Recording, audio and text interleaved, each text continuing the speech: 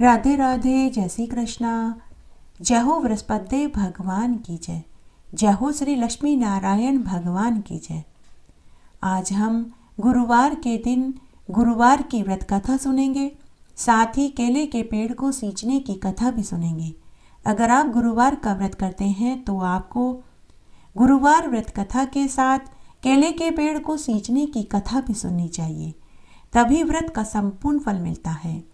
और गुरुवार के दिन आपको केले के पेड़ की पूजा भी करनी चाहिए, तभी व्रत का पूरा फल मिलता है। आइए सबसे पहले हम गुरुवार के दिन केले के पेड़ को सींचने की कथा सुनते हैं। उसके बाद हम गुरुवार की व्रत कथा और आरती सुनेंगे। केले के पेड़ को सींचने की कथा। एक बार बहुत पुराना छोटा सा गांव था।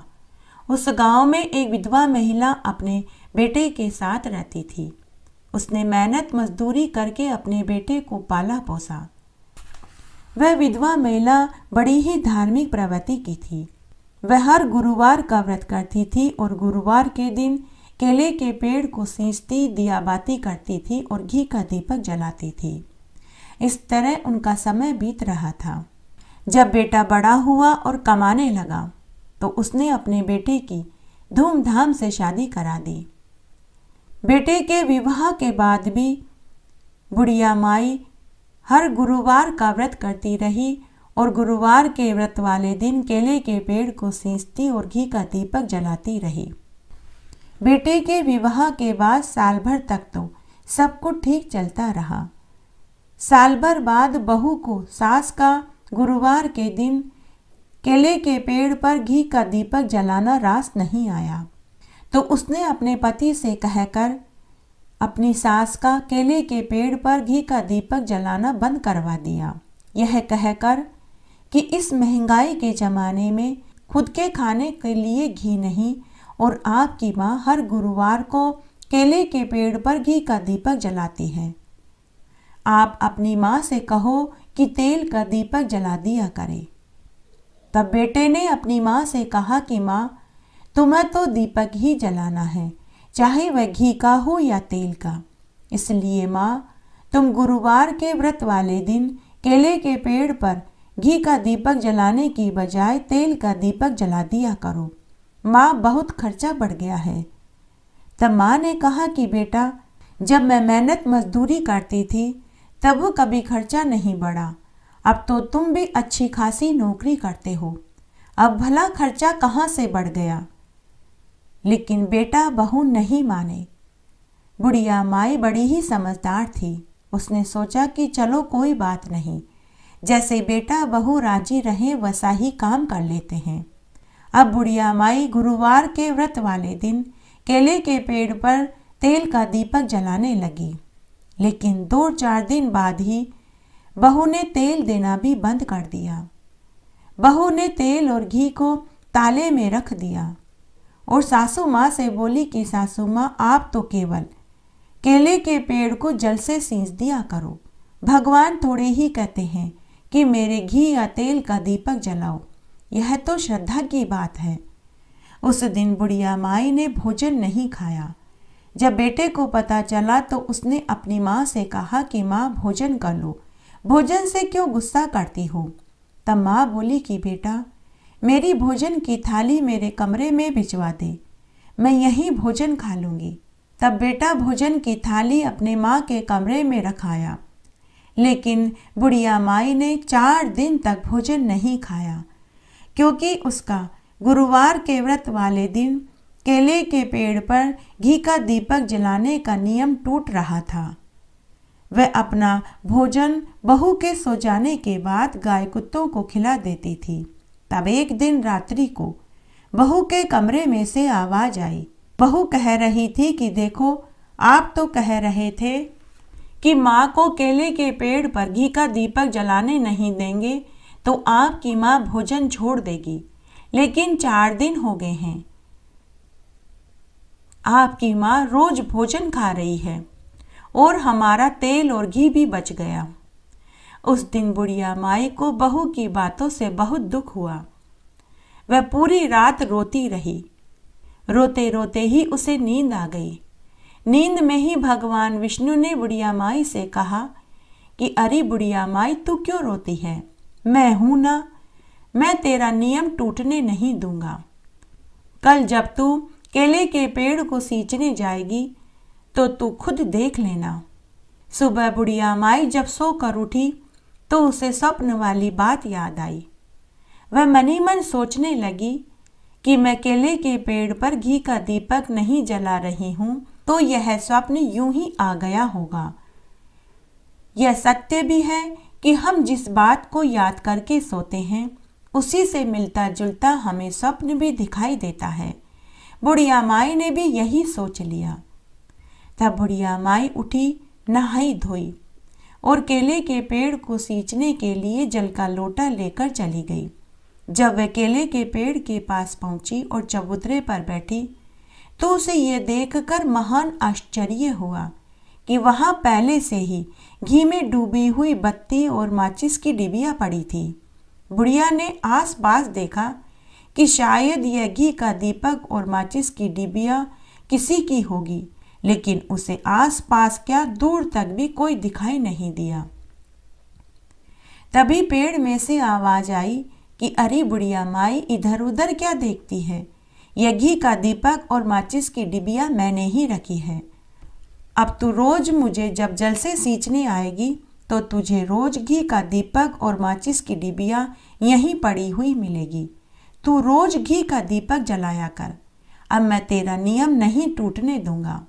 तूने पूरी उम्र मेरी सेवा करी, क्या मैं तेरे लिए इतना सा भी नहीं कर सकता? यह सुनकर बुढ़िया माई बहुत खुश हुई। उसने केले के पेड़ को गले से लगा लिया और खड़ी हो गई और खूब देर तक रोती रही।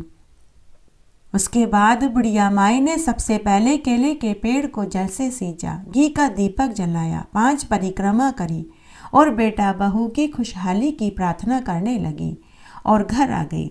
घर आते ही बुढ़िया माई ने अपनी बहू से कहा कि बहू भोजन परोस दे। उस दिन बुढ़िया माई ने भर पेट भोजन खाया और सुख से सो गई। अब बुढ़िया माई रोज केले के पेड़ को सींचने के लिए जाने लगी। तब एक दिन की बात है, बहू के भाई भौजाई और भतीजे आए। बहू उनके लिए पूड़ी सब्जी और हलवा बनाने लगी तो उसने अलमारी में से घी का डिब्बा निकाला। डिब्बा खोलते ही बहू को बड़ा आश्चर्य हुआ। घी का डिब्बा जो पहले भरा हुआ था वह आधा खाली था। उस समय तो बहू चुप रह गई, कुछ नहीं बोली। जब भाई भौजाई और भतीजे भोजन खाकर चले गए तो बहू ने पूरी बात अपने पति को बताई कि तुम्हारी माँ अलमारी में से घी चोरी करके केले के पेड़ पर घी का दीपक जलाती है। जब मैंने घी के डिब्बे को ताले में रखा था तो यह पूरा भरा हुआ था, लेकिन आज हलवा बनाने के लिए मैंने घी का डिब्बा निकाला तो डिब्बा आधा खाली निकला। तब पति बोला कि अरे भगवान, जब तूने घी ताले में ही रख दिया तो मेरी माँ कैसे निकाल सकती है?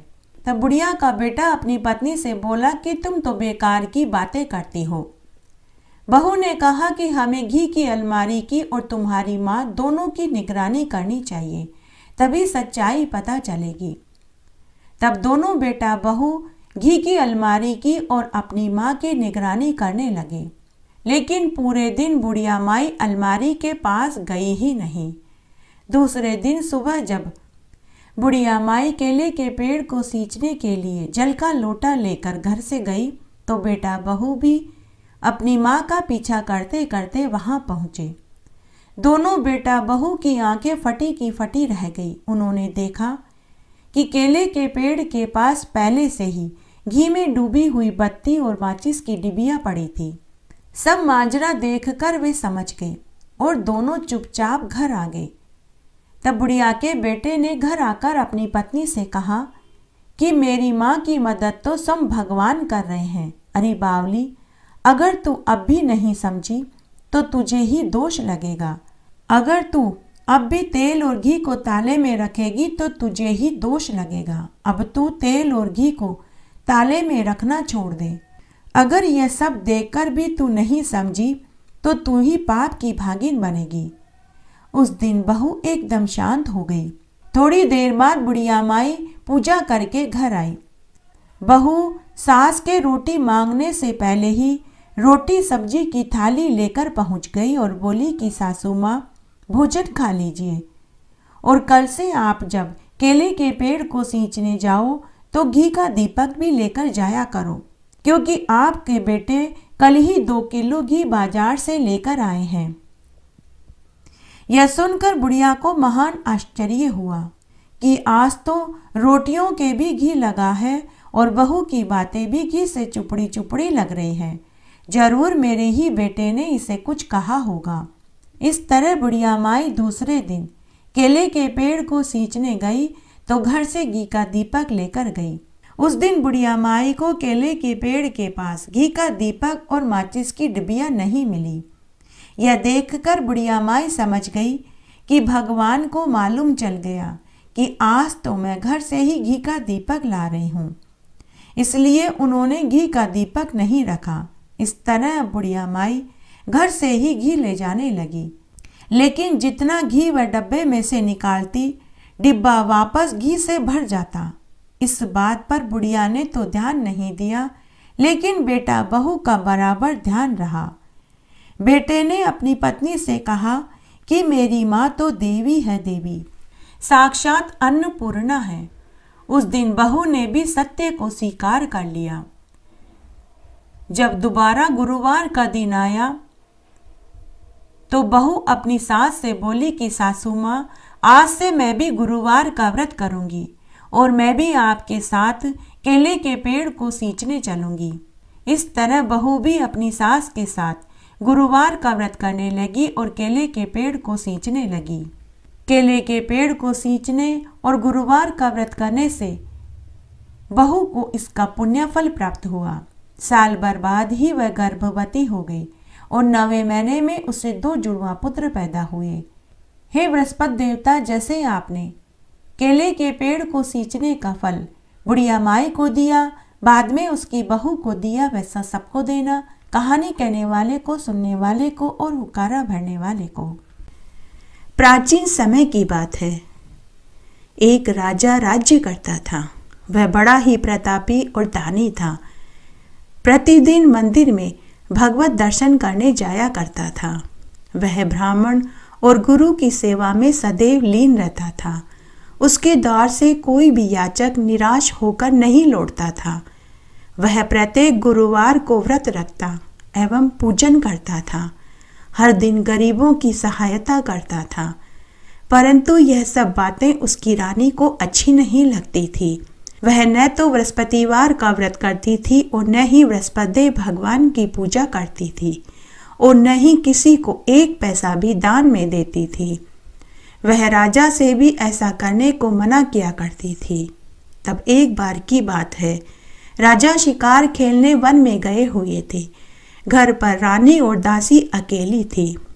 उस समय गुरु बृहस्पति देव भगवान साधु का रूप धारण करके राजा के दरवाजे पर भिक्षा मांगने आए। साधु ने रानी से भिक्षा मांगी तो वह कहने लगी कि हे साधु महाराज, मैं इस दान पुण्य से तंग आ गई हूँ। इस कार्य के लिए तो मेरे पति ही बहुत हैं।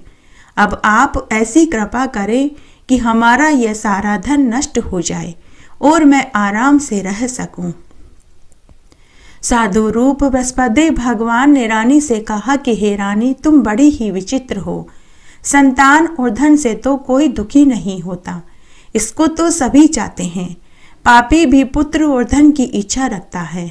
अगर तुम्हारे पास अधिक धन है तो भूखे मनुष्यों को भोजन कराओ, प्याऊ लगवाओ, ब्राह्मणों को दान दक्षिणा दो, धर्मशालाएं बनवाओ, कुएं, तालाब, बावड़ी, बाग बगीचे का निर्माण कराओ, निर्धन कंवारी कन्याओं का विवाह कराओ, यज्ञ आदि करो। इस प्रकार के कर्म करने से तुम्हारे कुल का और तुम्हारा नाम परलोक में सार्थक होगा और मरने के बाद स्वर्ग की प्राप्ति होगी। परंतु रानी को साधु की बातों से खुशी नहीं हुई।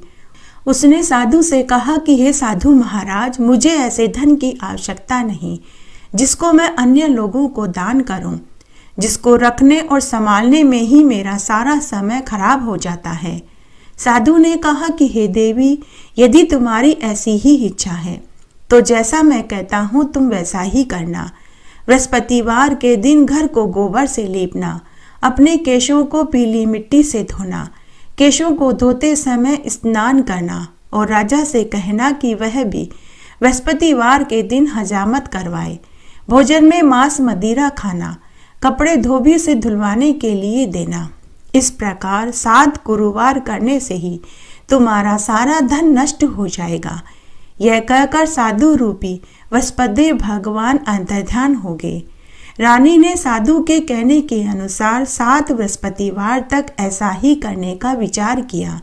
साधु के बताए अनुसार कार्य करते हुए केवल 3 बृहस्पतिवार ही बीते थे कि उसकी समस्त धन संपत्ति नष्ट हो गई। भोजन के लिए दोनों समय वे तरसने लगे, सांसारिक भोगों से दुखी रहने लगे। तब वह राजा रानी से कहने लगा कि हे रानी, तुम यहीं महल में रहो, मैं दूसरे देश में कमाने जाता हूँ, क्योंकि यहाँ पर मुझे सभी मनुष्य जानते हैं, इसलिए मैं यहाँ कोई काम नहीं कर पाऊंगा।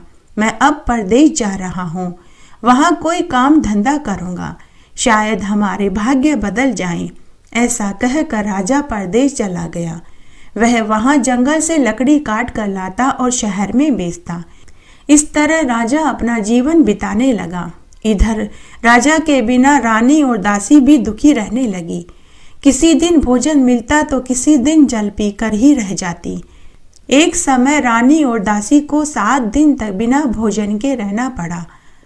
तो रानी ने अपनी दासी से कहा कि हे दासी, यहाँ पास ही एक नगर में मेरी बड़ी बहन रहती है, वह बड़ी धनवान है, तू उसके पास जा और वहाँ से 5 सेर बेझर मांग कर ले आ, जिससे हमारा कुछ समय आसानी से गुजर जाएगा। दासी रानी के बहन के पास गई। रानी की बहन उस समय बृहस्पति भगवान का पूजन कर रही थी। उस दिन बृहस्पतिवार का दिन था। दासी ने रानी की बहन से कहा कि हे रानी, मुझे आपकी बहन ने भेजा है, मुझे 5 सेर बेझर दे दो। दासी ने यह बात अनेक बार कही, परंतु रानी की बहन ने कोई उत्तर नहीं दिया, क्योंकि उस समय वह बृहस्पतिवार की कथा कहानी कह और सुन रही थी। जब दासी को रानी की बहन से कोई उत्तर नहीं मिला तो वह दुखी हो गई। उसे थोड़ा क्रोध भी आया। वह लौटकर महल में आई और रानी से बोली कि हे रानी, आपकी बहन तो बहुत धनी स्त्री है, वह छोटे लोगों से बात नहीं करती। मैंने उससे कई बार कहा, लेकिन उन्होंने कोई उत्तर नहीं दिया, तो मैं वापस चली आई। रानी बोली कि हे दासी, इसमें मेरी बहन का कोई दोष नहीं। जब बुरे दिन आते हैं तो खुद की छाया भी साथ छोड़ देती है। अच्छे बुरे का पता विपत्ति में ही चलता है। जो ईश्वर की इच्छा होगी वही होगा। यह सब हमारे भाग्य का दोष है। उधर रानी की बहन ने सोचा कि मेरी बहन की दासी आई थी, परंतु मैंने उसे कोई जवाब नहीं दिया, इससे वह बहुत दुखी हुई होगी। अतः कथा सुन और विष्णु भगवान का पूजन समाप्त करके मैं अपनी बहन के घर जाऊंगी और पूछूंगी कि क्या बात है।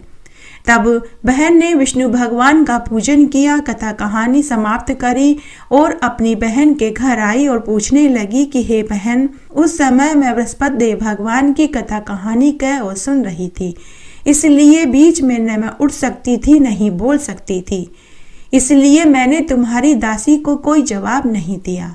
कहो तुम्हारी दासी हमारे घर क्यों आई थी?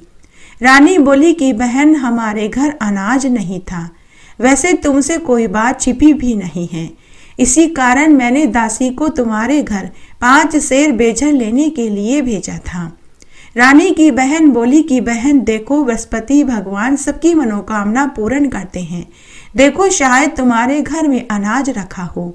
यह सुनकर दासी घर के भीतर गई तो वहां एक घड़ा बेझर का आटा भरा हुआ मिला। दासी को बड़ी हैरानी हुई, क्योंकि उसने एक एक बर्तन देखा था, तब वहां आटा नहीं था। उसने बाहर आकर रानी से कहा कि आपकी बहन सत्य कह रही है, हमारे रसोई घर में एक घड़ा बेझर का आटा पड़ा हुआ है। देखो रानी, वैसे हमको जब अन्न नहीं मिलता तो हम भी रोज ही व्रत करते हैं। अगर हम भी तुम्हारी बहन से बृहस्पतिवार की व्रत की विधि और कथा पूछ लें तो हम भी बृहस्पतिवार का व्रत करेंगे और बृहस्पति भगवान का पूजन करेंगे। दासी के कहने पर रानी ने अपनी बहन से बृहस्पतिवार व्रत के बारे में पूछा तो उसकी बहन ने कहा कि हे रानी कि बृहस्पतिवार को सूर्य उदय से पूर्व उठकर स्नान करके बृहस्पतिवार के व्रत का संकल्प करना चाहिए, लेकिन उस दिन सिर नहीं धोना चाहिए। बृहस्पतिवार के व्रत में चने की दाल और मुनक्का से विष्णु भगवान का और केले के पेड़ की जड़ में पूजन करें। घी का दीपक जलाएं। उस दिन एक ही समय भोजन करें। भोजन पीले पदार्थ का ही करें तथा कथा सुने और नमक भी न खावें। इस प्रकार व्रत करने से बृहस्पति भगवान प्रसन्न होते हैं, अन्न पुत्र और धन देते हैं, मनोकामना की पूर्ति करते हैं। व्रत और पूजन की विधि बताकर रानी की बहन वापस अपने घर लौट गई। रानी और दासी दोनों ने निश्चय किया कि अब हम भी बृहस्पति भगवान का पूजन करेंगे और बृहस्पतिवार का व्रत करेंगे। 7 दिन बाद जब बृहस्पतिवार का दिन आया तो उन्होंने व्रत का संकल्प लिया। दासी गुड़साल में जाकर चना और गुड़ बीन कर ले आए। उसी दाल और गुड़ से केले के पेड़ की जड़ की और विष्णु भगवान का पूजन किया। पूजन करने के बाद दोनों ने सोचा कि अब पीला भोजन कहाँ से आएगा। दोनों बड़ी दुखी हुई, परंतु उन्होंने व्रत किया था, इस कारण बृहस्पति भगवान प्रसन्न हो गए। बृहस्पति भगवान एक साधारण व्यक्ति के रूप में उनके महल में आए और 2 थाल में स्वादिष्ट पीला भोजन देकर चले गए और दासी से कहा कि हे दासी, यह भोजन तुम्हारा और तुम्हारी रानी के लिए है, तुम दोनों भोजन कर लेना। दासी भोजन पाकर बहुत खुश हुई और उसने रानी से कहा कि हे रानी जी, भोजन कर लो। रानी को भोजन के बारे में पता नहीं था, इसलिए वह दासी से बोली कि जा तू ही भोजन कर ले, क्योंकि तू मेरा मजाक उड़ा रही है। दासी बोली कि हे रानी, एक व्यक्ति अभी थोड़ी देर पहले आया था, वह हम दोनों के लिए भोजन देकर गया है। रानी कहने लगी कि वह भोजन तेरे ही लिए देकर गया होगा, तू ही कर ले। दासी ने कहा कि वह व्यक्ति हम दोनों के लिए 2 थाल में भोजन देकर गया है, इसलिए हम दोनों ही साथ साथ भोजन करेंगे। उसके बाद रानी और दासी दोनों ने बृहस्पति भगवान को प्रणाम किया और भोजन किया। उसके बाद वे प्रत्येक बृहस्पतिवार को बृहस्पति भगवान का व्रत और पूजन करने लगी। बृहस्पति भगवान की कृपा से उनके घर में खूब धन दौलत हो गई, परंतु रानी फिर से पहले की तरह आलस्य करने लगी। तब दासी रानी से बोली कि देखो रानी, तुम पहले भी इस प्रकार आलस्य करती थी, तुम्हें धन के रखने में कष्ट होता था, इसी कारण हमारा सारा धन नष्ट हो गया। अब हमें बृहस्पति भगवान की कृपा से धन मिला है तो तुम फिर से आलस्य कर रही हो। बड़ी मुसीबतों के बाद हमने यह धन पाया है, इसलिए हमें दान पुण्य करना चाहिए। तुम भूखे मनुष्यों को भोजन कराओ, प्याऊ लगवाओ, ब्राह्मणों को दान दो, कुआं तालाब बावड़ी का निर्माण करवाओ, मंदिर पाठशाला बनवाकर दान कर दो, कुंवारी ब्राह्मण कन्याओं के विवाह करवाओ, धन को शुभ कार्य में खर्च करो, जिससे तुम्हारे कुल का यश बढ़ेगा और मरने पर स्वर्ग मिलेगा और तुम्हारे पितर भी प्रसन्न होंगे। दासी की बात सुनकर रानी ने इसी प्रकार के कर्म करने शुरू कर दिए, जिससे उनकी खूब ख्याति फैलने लगी। एक दिन रानी और दासी आपस में विचार करने लगी कि न जाने राजा जी किस दशा में होंगे। उनकी कोई खोज खबर भी नहीं मिली। रानी और दासी दोनों ने बृहस्पति भगवान से प्रार्थना करी। तब एक रात्रि में बृहस्पति भगवान ने राजा को स्वप्न में दर्शन देकर कहा कि हे राजा, उठ, तेरी रानी तुझको याद करती है, अब तू अपने देश वापस लौट जा। राजा प्रातःकाल उठकर जंगल से लकड़ियां काटकर लाने के लिए जंगल की ओर चल पड़ा। जंगल से गुजरते हुए वह सोचने लगा कि रानी की गलती से उसे कितने दुख भोगने पड़े। राजपाट छोड़कर जंगल में आकर रहना पड़ रहा है। जंगल से लकड़ियां काटकर उन्हें बेचकर गुजारा करना पड़ रहा है। उसी समय उस जंगल में बृहस्पति भगवान एक साधु का रूप धारण करके आए और राजा के पास आकर बोले कि हे लकड़हारे, तुम इस सुनसान जंगल में किस चिंता में बैठे हो, मुझे बतलाओ। यह सुनकर राजा के नेत्रों में आंसू आ गए और वह हाथ जोड़कर बोला कि हे प्रभु, आप सब कुछ जानते हैं। इतना कहकर राजा ने साधु को अपनी पूरी बात बताई। वह साधु और कोई नहीं स्वयं विष्णु भगवान थे। साधु रूप में विष्णु भगवान राजा से बोले कि हे राजा, तुम्हारी पत्नी ने बृहस्पतिदेव भगवान के प्रति अपराध किया था, जिसके कारण तुम्हारी यह दशा हुई। अब तुम्हें किसी प्रकार की कोई चिंता नहीं, भगवान तुम्हें पहले से अधिक धन देंगे। देखो, तुम्हारी पत्नी भी बृहस्पतिवार का व्रत करने लग गई और बृहस्पतिदेव भगवान की पूजा करने लग गई। अब तुम भी बृहस्पतिवार का व्रत करके चने की दाल और गुड़ जल के लोटे में डालकर केले के पेड़ की पूजा करो, कथा कहानी सुनो। भगवान बृहस्पतिदेव तुम्हारी भी सभी मनोकामनाओं को पूर्ण करेंगे। साधु की बात सुनकर राजा बोला कि हे प्रभु, मुझे लकड़ी बेचकर इतना पैसा नहीं मिलता जिससे कि मैं भोजन करने के उपरांत कुछ बचा सकूं। मैंने रात्रि में अपनी रानी को व्याकुल देखा। मेरे पास कोई साधन भी नहीं जिससे मैं उनके समाचार जान सकूं। फिर मैं बृहस्पतिदेव भगवान की कथा कहानी कहाँ से करूं? मुझे तो कुछ विधि भी मालूम नहीं है। साधु रूपी बृहस्पतिदेव भगवान ने राजा से कहा कि हे राजा, तुम किसी बात की चिंता मत करो। बृहस्पतिवार के दिन तुम रोजाना की तरह लकड़ियां लेकर शहर में जाओ। तुम्हें उस दिन दुगना धन प्राप्त होगा, जिससे तुम भली भांति भोजन कर लोगे और बृहस्पतिवार के पूजा की सामग्री भी तुम ले आओगे। और बृहस्पति देव की कथा इस प्रकार है जो मैं तुम्हें सुनाता हूँ। तब साधु रूप में बृहस्पति भगवान ने राजा को जो कथा सुनाई वह इस प्रकार थी। प्राचीन काल में एक बहुत निर्धन ब्राह्मण था। उसके कोई संतान नहीं थी। वह नित्य पूजा पाठ किया करता था, परंतु उसकी स्त्री बहुत मलिनता के साथ रहती थी। वह न स्नान करती थी, न किसी देवता का पूजन करती थी। प्रातःकाल उठते ही वह भोजन कर लेती थी, बाद में अन्य कार्य करती थी।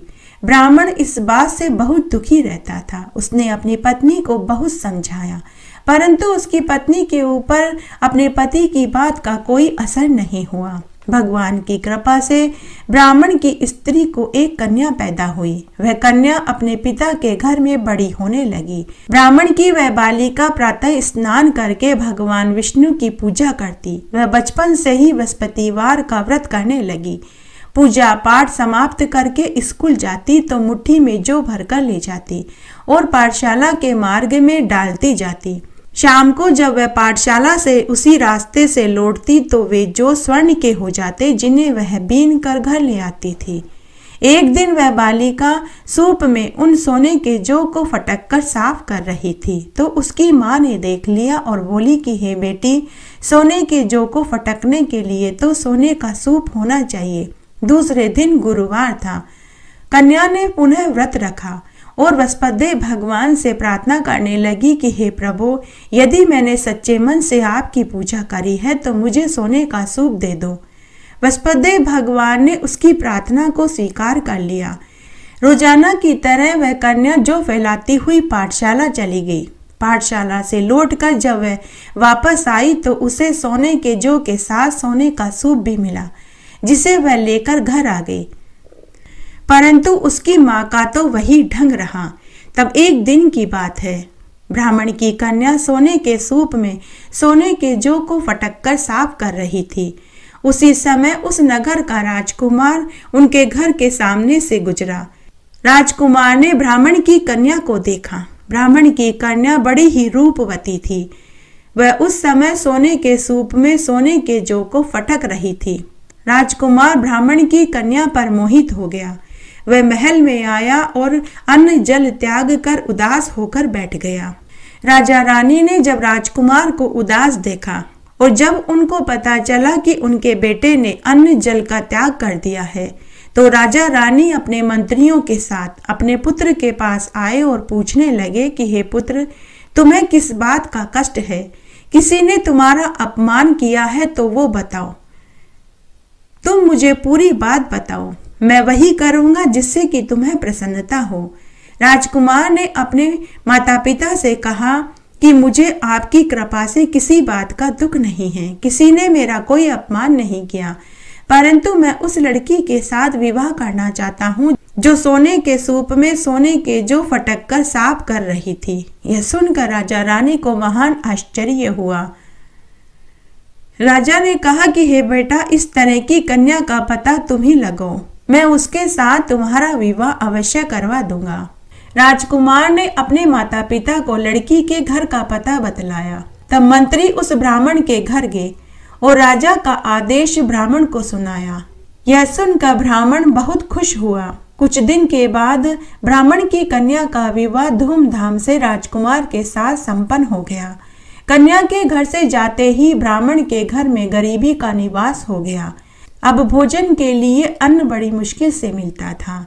एक दिन दुखी होकर ब्राह्मण अपनी पुत्री से मिलने महल में गया। बेटी ने पिता की दुखी अवस्था को देखा तो अपनी माँ का समाचार पूछा। ब्राह्मण ने सारा हाल अपनी बेटी को कह सुनाया। कन्या ने बहुत सा धन देकर अपने पिता को विदा कर दिया। इस तरह ब्राह्मण का कुछ समय सुखपूर्वक व्यतीत हो गया, लेकिन कुछ दिनों के बाद फिर से उसके वही हाल हो गए। ब्राह्मण फिर अपनी कन्या के यहाँ गया और सारा हाल कह सुनाया। तो ब्राह्मण की बेटी अपने पिता से बोली कि पिताजी, आप माताजी को यहाँ लेवा लाओ। मैं उन्हें बृहस्पतिवार के व्रत की पूरी विधि बता दूंगी, जिससे कि गरीबी दूर हो जाएगी। ब्राह्मण अपनी पत्नी को लेकर पुत्री के पास महल में पहुंचा तो ब्राह्मण की बेटी अपनी माँ को समझाने लगी कि माँ, तुम प्रातः काल उठकर स्नान करके विष्णु भगवान का पूजन किया करो, तुम्हारी सारी दरिद्रता दूर हो जाएगी। परंतु उसकी माँ ने अपनी बेटी की एक नहीं सुनी। प्रातःकाल उठते ही उसने अपनी पुत्री के बच्चों का झूठन खा लिया। यह देखकर बेटी को बहुत गुस्सा आया। बेटी ने अपनी माँ को एक कोठरी में बंद कर दिया और प्रातः कोठरी में से निकालकर उन्हें स्नान कराकर विष्णु भगवान की पूजा पाठ करवाई, जिससे उसकी माँ की बुद्धि ठीक हो गई। माँ को भी सद्बुद्धि प्राप्त हो गई।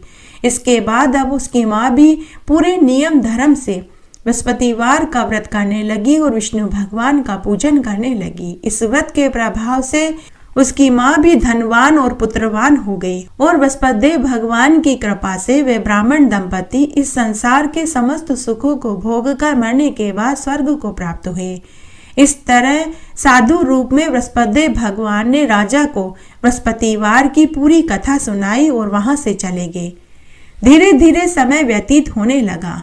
फिर बृहस्पतिवार का दिन आया। राजा जंगल से लकड़ी काट कर शहर में बेचने गया। उसे उस दिन पिछले दिनों से अधिक दुगना धन मिला। राजा ने चने की दाल, गुड़ आदि लाकर बृहस्पतिवार का व्रत किया। उस दिन से उसके सभी क्लेश दूर हो गए। परंतु जब अगला गुरुवार का दिन आया तो वह बृहस्पतिवार का व्रत करना भूल गया। इस कारण बृहस्पति देव भगवान नाराज हो गए।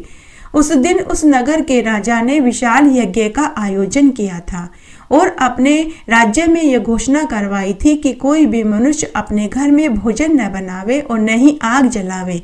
समस्त लोग मेरे यहाँ महल में भोजन करने आवे। इस आज्ञा को जो नहीं मानेगा उसको मैं फांसी की सजा दे दूंगा। राजा की आज्ञा अनुसार राज्य के सभी नगरवासी राजा के भोज में सम्मिलित हुए, लेकिन लकड़हारा कुछ देर से पहुंचा, इसलिए राजा उसको अपने साथ महल में ले गए। जब राजा लकड़हारे को भोजन खिला रहे थे तो रानी की दृष्टि उस खूंटी पर टंगे हुए उसके हार पर पड़ी।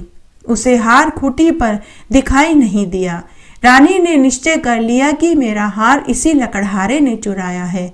उसी समय सैनिक बुलवाकर उसे जेल में डलवा दिया। जब लकड़हारा जेल खाने में गया तो वह बहुत दुखी हुआ और विचार करने लगा कि न जाने कौन से पूर्व जन्म के कर्म से मुझे ये दुख देखने पड़ रहे हैं। और वह उसी साधु को याद करने लगा जो उसे जंगल में मिला था। उसी समय बृहस्पति भगवान साधु के रूप में वहां प्रकट हो गए और उसकी दशा को देख कर कहने लगे कि अरे मूर्ख, तूने बृहस्पति देवता की कथा नहीं करी और न ही बृहस्पतिवार का व्रत किया। इसी कारण तुझे ये दुख देखने पड़ रहे हैं। अब तू चिंता मत कर। बृहस्पतिवार के दिन जेलखाने के दरवाजे पर तुझे 4 पैसे पड़े मिलेंगे। उनसे तू बृहस्पति देव की पूजा करना, तेरे सभी कष्ट दूर हो जाएंगे। अगले बृहस्पतिवार को उसे जेलखाने के दरवाजे पर 4 पैसे पड़े मिले। राजा ने पूजा का सामान मंगवाकर कथा कही और प्रसाद बांटा। उसी रात्रि को बृहस्पति भगवान ने नगर के राजा को स्वप्न में दर्शन देकर कहा कि हे राजा, तूने जिस आदमी को जेलखाने में बंद किया है वह निर्दोष है, वह भी एक नगर का राजा है। इसलिए प्रातःकाल होते ही तू उसे छोड़ दे। रानी का हार तुझे वहीं खूंटी पर टंगा हुआ मिलेगा। अगर तूने ऐसा नहीं करा तो मैं तेरे राज्य को नष्ट कर दूंगा। राजा प्रातःकाल उठा और खूंटी पर रानी का हार टंगा हुआ देखा तो उसी समय सैनिक को भेजकर लकड़हारे को जेल से रिहा करवाया और उसे महल में बुलवाया और उससे क्षमा मांगी और राजा को सुंदर सुंदर वस्त्र आभूषण पहनाकर और उसे खूब सारा धन देकर विदा कर दिया। वसुदेव भगवान की आज्ञा से राजा अपने नगर को चल पड़ा। राजा जब नगर के निकट पहुंचा तो उसे बड़ा आश्चर्य हुआ। नगर में पहले से भी अधिक बाग, तालाब, कुएं, धर्मशाला, मंदिर बने हुए थे। राजा ने पूछा कि यह सब किसके हैं? यह बाग, धर्मशाला, मंदिर किसने बनवाए? तो नगर के लोग कहने लगे कि यह सब रानी और दासी ने बनवाए हैं। राजा को बहुत आश्चर्य हुआ और थोड़ा गुस्सा भी आया। जब रानी ने खबर सुनी कि राजा आ रहे हैं तो उसने अपनी दासी से कहा कि हे दासी, देख, राजा हमको बहुत बुरी हालत में छोड़कर गए थे। वह हमारी ऐसी दशा देखेंगे तो कहीं लौट न जाए, इसलिए तू दरवाजे पर खड़ी हो जा। रानी की आज्ञा अनुसार दासी दरवाजे पर खड़ी हो गई। जब राजा आए तो वह उन्हें आदर के साथ महल में लेकर आई। तब राजा ने आते ही क्रोध करके तलवार निकाल कर रानी से पूछा कि हे रानी, बताओ तुमने यह सारा धन कहाँ से प्राप्त किया? तब रानी ने कहा कि हमें यह सब धन वसुदेव भगवान के व्रत और उनके पूजन के प्रभाव से प्राप्त हुआ है। राजा ने तब निश्चय कर लिया कि 7 रोज बाद तो सभी बृहस्पतिवार का पूजन करते हैं और व्रत करते हैं, परंतु मैं रोजाना दिन में 3 बार कथा कहा करूंगा और रोज व्रत करूंगा। अब वह हर समय अपने दुपट्टे में चने की दाल और गुड़ रखने लगा और दिन में 3 बार कथा कहने और सुनने लगा। एक रोज राजा ने विचार किया कि चलो अपनी बहन के यहाँ हो आवे। इस तरह का निश्चय कर राजा घोड़े पर सवार होकर अपने बहन के गांव की ओर चल पड़ा। मार्ग में उसने देखा कि कुछ आदमी एक मुर्दे को लिए जा रहे थे, तो राजा ने उनसे कहा कि अरे भाइयों, मेरे बृहस्पतिवार की कथा कहानी सुन लो। तो वे लोग बोले कि लो, हमारा तो आदमी मर गया और इसको अपनी कथा की पड़ी है। परंतु कुछ समझदार आदमी बोले कि कोई बात नहीं, हम पहले इसकी कथा कहानी सुन लेते हैं, उसके बाद हम मुर्दे को शमशान में लेकर चलेंगे। तब राजा ने चने की दाल और गुड़ निकाली और बृहस्पतिवार की कथा कहानी कहने लगा। जब कथा आदि हुई तो मुर्दा हिलने लगा और जब कथा समाप्त हो गई तो वह राम राम कहता हुआ उठकर खड़ा हो गया। वहां खड़े सभी लोगों को महान आश्चर्य हुआ। राजा वहां से आगे चल दिया। चलते चलते शाम हो गई थी। आगे मार्ग में उसे एक किसान खेत में हल चलाता हुआ मिला। राजा उस किसान से बोला कि अरे भाई, तुम मेरी बृहस्पतिवार की कथा सुन लो। किसान बोला कि जब तक मैं तेरी कथा सुनूंगा तब तक तो मैं खेत को जोत लूंगा। जा तू अपनी कथा किसी और को सुना दे। राजा वहां से आगे चलने लगा। राजा के हटते ही बैल पछाड़ खाकर गिर पड़े और किसान के पेट में दर्द होने लगा। उसी समय उस किसान की माँ रोटी लेकर आई। उसने जब ये देखा तो अपने पुत्र से पूछा। बेटे ने सारा हाल अपनी माँ से कहा। बुढ़िया माई बड़ी समझदार थी। वह भागी भागी राजा के पास आई और कहने लगी कि मैं तेरी कथा सुनने को तैयार हूँ, लेकिन तू कथा मेरे खेत पर चलकर ही कहना। राजा ने लौटकर बुढ़िया के खेत पर जाकर बृहस्पतिवार की कथा कहानी कही, जिसके सुनते ही बैल उठकर खड़े हो गए और किसान के पेट का दर्द भी ठीक हो गया। उसके बाद राजा अपनी बहन के घर पहुंच गया। बहन ने भाई की खूब मेहमानी करी। दूसरे रोज प्रातःकाल जब राजा उठा तो उसने देखा कि सभी लोग भोजन कर रहे थे। राजा ने अपनी बहन से पूछा कि ऐसा कोई मनुष्य है जिसने भोजन नहीं किया हो, जो मेरी बृहस्पतिवार की कथा सुन ले। तो बहन बोली कि भैया, यह देश ऐसा ही है। पहले यहाँ लोग भोजन करते हैं, बाद में अन्य काम करते हैं। अगर कोई पड़ोस में हो तो मैं देखकर आती हूँ। ऐसा कहकर बहन देखने चली गई, परंतु उसे कोई भी ऐसा व्यक्ति नहीं मिला जिसने भोजन न किया हो। तब वह एक कुम्हार के घर गई जिसका लड़का बीमार था। उसे मालूम हुआ कि उनके यहाँ 3 दिन से किसी ने भोजन नहीं किया है। रानी ने अपने भाई की कथा सुनने के लिए कुमार से पूछा तो वह तैयार हो गया। राजा ने कुमार के घर जाकर बृहस्पतिवार की कथा कहानी कही, जिसको सुनकर उसका लड़का एकदम स्वस्थ हो गया। अब तो राजा की प्रशंसा होने लगी। एक दिन राजा ने अपनी बहन से कहा कि हे बहन, अब मैं वापस अपने घर जाऊंगा, तुम भी चलने को तैयार हो जाओ। राजा की बहन ने अपनी सास से अपने भाई के साथ जाने की आज्ञा मांगी तो सास बोली कि तुम तो चली जाओ, परंतु तुम अपने लड़कों को मत ले जाना, क्योंकि तेरे भाई भाभी के कोई औलाद नहीं है। बहन ने अपने भाई से कहा कि भैया मैं तो चलूंगी, परंतु कोई बालक नहीं जाएगा। राजा ने कहा कि जब कोई बालक नहीं जाएगा तब तुम जाकर क्या करोगी। दुखी मन से राजा अपने नगर को लौट आया। राजा ने अपनी रानी से कहा कि हे रानी, हम निसंतान हैं, इसीलिए कोई हमारे घर आने को तैयार नहीं। फिर राजा ने अपनी बहन वाली पूरी बात अपनी पत्नी को बताई। इतना कहकर बिना भोजन आदि किए राजा शैया पर लेट गया। रानी बोली कि हे स्वामी, बृहस्पतिदेव भगवान ने हमें सब कुछ दिया है, वे हमें संतान भी अवश्य देंगे। उसी रात्रि को बृहस्पतिदेव भगवान ने राजा को स्वप्न में दर्शन देकर कहा कि हे राजा, उठ, सभी सोच त्याग दे, तेरी रानी गर्भवती है। दूसरे दिन राजा जब सोकर उठा तो उसने रानी से गर्भवती होने वाली बात पूछी तो रानी ने हामी भर दी। यह सुनकर राजा को महान खुशी हुई। 9वें महीने में रानी के गर्भ से एक सुंदर पुत्र पैदा हुआ। जब राजा की बहन ने यह शुभ समाचार सुना तो वह बहुत खुश हुई। वह बधाई देने के लिए अपने भाई के यहाँ आई। तब रानी ने कहा कि घोड़ा चढ़कर नहीं आई, गधा चढ़ी आई है। राजा की बहन बोली कि भाभी, इस प्रकार न कहती तो तुम्हें औलाद कैसे मिलती। बृहस्पतिदेव भगवान ऐसे ही हैं, जिनके मन में जो कामनाएं रहती हैं वे सभी को पूर्ण करते हैं। जो सद्भावना पूर्वक बृहस्पतिवार का व्रत करता है, कथा पढ़ता, सुनता या सुनाता है, बृहस्पतिदेव भगवान उसकी सभी मनोकामनाएं पूरी कर देते हैं। बृहस्पति देव उनकी सदैव रक्षा करते हैं। जो संसार में सद्भावना व सच्चे हृदय से बृहस्पति देव का पूजन करते हैं, उनकी सभी मनोकामनाएं उसी प्रकार पूरी हो जाती है जैसे राजा रानी की हुई। राजा रानी ने बृहस्पति देव की कथा का गुणगान किया। उनकी सभी इच्छाएं बृहस्पति देव भगवान ने पूर्ण करी। हो बृहस्पति देव भगवान की जय। एक बार बहुत छोटा सा गांव था। उस गांव में एक सेठ सेठानी अपने 5 बेटा बहुओं के साथ रहते थे। 4 बहुएं बहुत अमीर घर से थी, जिनके परिवार में माता पिता, भाई बहन, भौजाई सभी थे।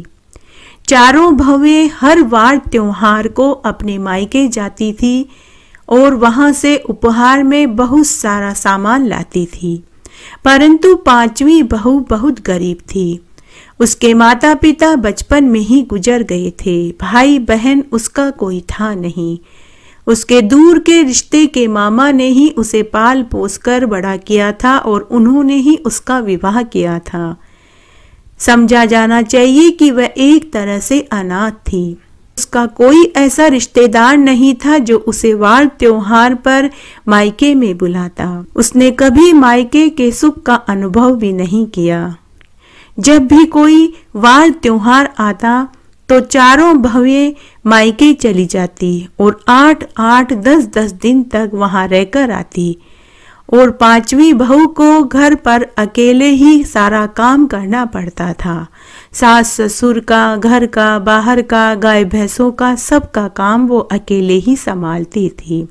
उसके अलावा जब वे जिठानियां अपने मायके से उपहार लेकर के आती तो वे अपना सामान 5वीं बहू को दिखा दिखाकर चिढ़ाती और ताने मारती कि अरे तेरा भी मायके होता तो तू भी मायके जाती और हमारे जैसे महंगे महंगे तोहफे उपहार में लाती।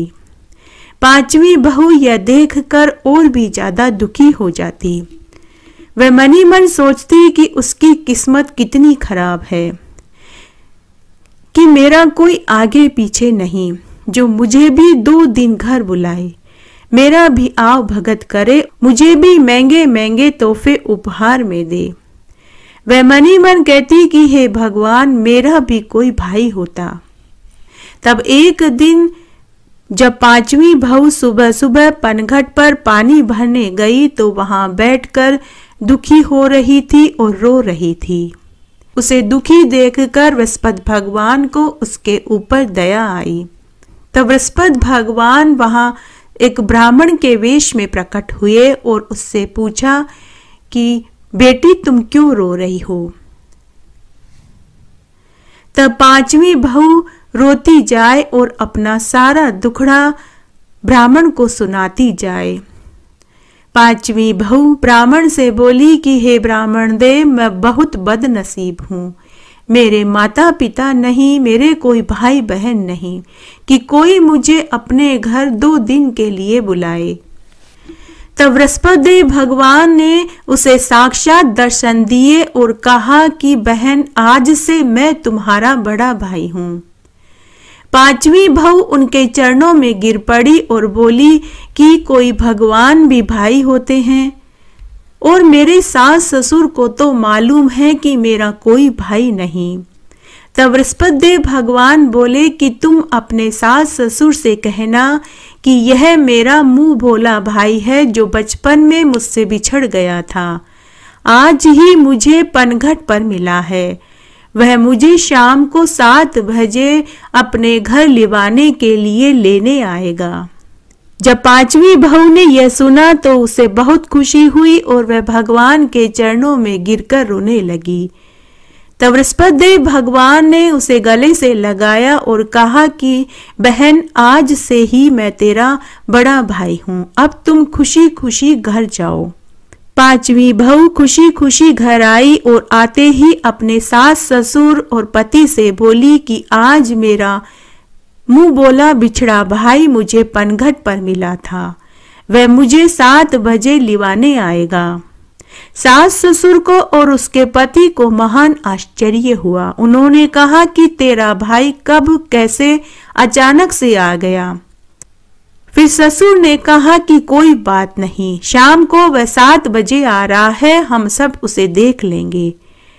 फिर ठीक शाम को 7 बजे पांचवी बहू का भाई आया और अपनी बहन को कुछ दिनों के लिए घर ले गया। तब बृहस्पति भगवान और उनकी पत्नी ने जो मनुष्य वेश धारण किए हुए थे, उन्होंने अपनी बहन का खूब आव भगत किया, खूब खातिरदारी करी। 8-10 दिन पंख लगा करके उड़ गए। फिर एक दिन पांचवी बहू का पति अपनी पत्नी को लेने पहुंच गया। तब बहन बृहस्पति भगवान से बोली कि भाई, अब मुझे विदा कर दो, मेरा पति मुझे लेने आया है।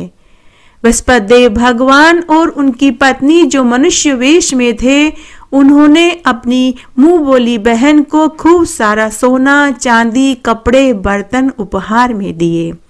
तब बृहस्पति भगवान ने अपनी बहन से कहा कि बहन, जब तुम विदा होकर के जाओ तो अपनी भाभी के गले लगकर खूब रोना, और जब तुम्हारी भाभी तुमसे रोने का कारण पूछे तो तुम उनसे कहना कि मुझे आप अपना नौलक का हार दे दो। उसके बाद बृहस्पति भगवान की पत्नी ने अपनी ननद से कहा कि बाईसा, जब आप विदा होकर जाने लगो तो अपने भाई के गले लगकर खूब रोना। जब आपका भाई आपसे रोने का कारण पूछे तो आप उनसे कहना कि मुझे आप अपना सोने का मुकुट दे दीजिए। तब पांचवी बहू ने ऐसा ही किया। जब वह विदा होकर जाने लगी तो वह अपने भाई भौजाई के गले लगकर खूब रोने लगी। तब बृहस्पति भगवान और उनकी पत्नी ने अपनी बहन से रोने का कारण पूछा। तब पांचवी बहू बोली कि भाई, मुझे आपका मुकुट और भाभी मुझे आपका नौलक का हार चाहिए, ताकि मैं उन्हें देख देख कर खुश होती रहूं और उन्हें देखकर मुझे ऐसा लगे कि मेरे भाई भौजाई अभी भी मेरे साथ है। तब बृहस्पति भगवान ने अपना मुकुट उतार करके दे दिया और उनकी पत्नी ने अपना नौलक का हार उतार करके पांचवी बहू को दे दिया। तब बृहस्पति भगवान और उनकी पत्नी दोनों ही समझ गए कि यह सब कुछ किया हुआ उनका ही था। जब पांचवी बहू खूब सारा धन दौलत लेकर घर आई तो सभी आश्चर्यचकित रह गए। सोना चांदी कपड़े गहने और कीमती उपहारों से पांचवी बहू का कमरा भर गया। अब तो हर कोई पांचवी बहू की भी इज्जत करने लगा। सभी जिठानियों ने और सास ससुर ने इतना सामान पहले कभी नहीं देखा था। इस तरह अब पांचवी बहू के दिन भी खुशी खुशी व्यतीत होने लगे। पांचवी बहू घर का अब कोई कामकाज नहीं करती थी। वो पूरे समय अपने कमरे में ही रहती थी। बड़ी चारों बहुओं को यह देखकर बहुत क्रोध आने लगा। उन्होंने अपने सास ससुर को पांचवी बहू की शिकायत लगाई कि आजकल वह घर का कोई कामकाज नहीं करती। तब सास ससुर ने भी पांचवी बहू की ही भीड़ बोली। सास ससुर बोले कि वो इतने बरस तक घर का कामकाज कर रही थी, अब कुछ बरस तुम भी कर लो। तब एक दिन चारों जिठानियों ने एक योजना बनाई कि पांचवी बहू के कमरे में जाकर के देखना चाहिए कि वह सारा दिन अकेली कमरे में क्या करती है। तब एक दिन पांचवी बहू छत पर कपड़े सुखा रही थी। तब चारों जिठानियां पांचवी बहू के कमरे में गई तो उन्होंने देखा कि कमरे में एक अलमारी में सोने का मुकुट और नौलखा हार पड़ा था, जिसकी वह पूजा करती थी। बड़ी जिठानियों ने उस नौलखा हार और मुकुट को चोरी कर लिया। वे मनी मन सोचने लगी कि अब कैसे पूजा करेगी। अब तो इसे कमरे में से बाहर आना ही पड़ेगा। लेकिन जैसा चारों जिठानियों ने सोचा था ऐसा नहीं हुआ। छोटी बहू तो अब भी कमरे में ही रहती थी और कमरे से बाहर ही नहीं आती थी, और न ही उसने हार और मुकुट चोरी की बात घर में फैलाई। अब तो चारों जिठानियों को और भी आश्चर्य हुआ। तब एक दिन चारों जिठानियां छोटी बहू के कमरे में गई तो उन्होंने देखा कमरे की हर खूंटी पर नौलख का हार लटक रहा था और 15-20 सोने के मुकुट रखे थे। तब चारों जिठानियों ने छोटी बहू से इसका कारण पूछा। तब छोटी बहू ने कहा कि मेरे ऊपर तो बृहस्पति भगवान की कृपा हुई है। मेरा कोई भाई नहीं, कोई भौजाई नहीं। मेरे तो बृहस्पति भगवान और उनकी पत्नी ही मेरे भाई भौजाई हैं। यह सब उन्हीं की कृपा है। हे बृहस्पति भगवान, जैसे आपने पांचवी बहू के ऊपर प्रसन्न हुए वैसे सबके ऊपर होना। कहानी कहने वाले के ऊपर, सुनने वाले के ऊपर और हुक्कारा भरने वाले के ऊपर सबका घर धन धान्य से भर देना। हो बृहस्पति भगवान की जय। आइए अब हम बृहस्पतिवार की आरती सुनते हैं। जय बृहस्पति देवा स्वामी, जय बृहस्पति देवा। छिन छिन भोग लगाओ कदली फल मेवा। ओम जय बृहस्पति देवा। तुम पूर्ण परमात्मा, तुम अंतर्यामी स्वामी, तुम अंतर्यामी। जगत पिता जगदीश्वर, तुम सबके स्वामी। ओम जय बृहस्पति देवा। झरनामृत निज निर्मल, सब पातक हरता स्वामी, सब पातक हरता। सकल मनोरथ दायक, कृपा करो भरता। ओम जय बृहस्पति देवा। तन मन धन अर्पण कर, जो जन शरण पड़े स्वामी, जो जन शरण पड़े। प्रभु प्रकट तब होकर, आकर द्वार खड़े। ओम जय बृहस्पति देवा। दीन दयाल दयानिधि, भक्तन हितकारी स्वामी, भक्तन हितकारी। पाप दोष सब हरता, भव बंधन हारी। ओम जय बृहस्पति देवा। सकल मनोरथ दायक, सब संशय हारी स्वामी, सब संशय हारी। विषय विकार मिटाओ, संतन सुखकारी। ओम जय बृहस्पति देवा। जो कोई आरती तेरी प्रेम सहित गावे स्वामी, प्रेम सहित गावे। जेठानंद आनंद कर सो निश्चय पावे। ओम जय बृहस्पति देवा, ओम जय जगदीश हरे स्वामी, जय जगदीश हरे। भक्त जनों के संकट, दास जनों के संकट क्षण में दूर करे। ओम जय जगदीश हरे। जो ध्यावे फल पावे, दुख बिन से मन का स्वामी, दुख बिन से मन का। सुख संपत्ति घर आवे, कष्ट मिटे तन का। ओम जय जगदीश हरे। मात पिता तुम मेरे, शरण गऊँ किसकी स्वामी, शरण गऊँ किसकी। तुम बिन और न दूजा, आस करूँ जिसकी।